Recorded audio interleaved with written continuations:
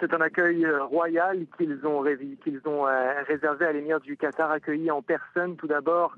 au terminal de Rafah, le point de passage entre le nord de l'Égypte et le sud de la bande de Gaza, accueilli en personne par le premier ministre du Hamas,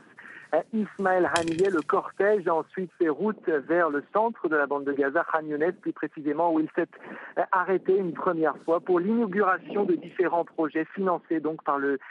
Qatar, qui met donc un peu plus de 250 millions de dollars sur la table des projets immobiliers, hospitaliers, etc. Et à présent, une grosse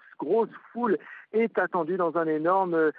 stade où, encore une fois, les Gazaouis vont faire un grand accueil à l'émir du Qatar. Des posters sont un petit peu partout à son effigie, énormément de drapeaux du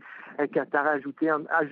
un petit peu partout également le long du chemin, donc emprunté par ce cortège avec une délégation qatari de haut rang, il faut le rappeler, puisque l'émir est ici en personne accompagné de sa femme, mais également avec son premier ministre en exercice. Alors, visite controversée également. Comment réagit Mahmoud Abbas à cette visite Mahmoud Abbas, rappelons-le, est le président de l'autorité palestinienne.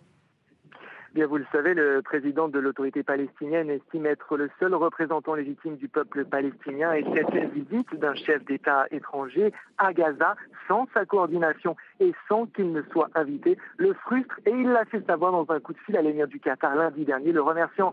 d'abord pour ses investissements à Gaza, mais lui rappelant ensuite que ce qui prime avant toute chose, c'est de maintenir, de préserver, de protéger l'unité du peuple palestinien. La crainte, c'est de voir le Hamas légitimé, et en cela, la division entre la bande de Gaza où les islamistes ont le pouvoir et la Cisjordanie où le Fatah de Mahmoud Abbas gouverne, cette division accentuée donc peut-être par cette visite, donc comme vous l'avez dit, du premier chef d'État étranger depuis la prise de pouvoir par le Hamas à Gaza en 2007.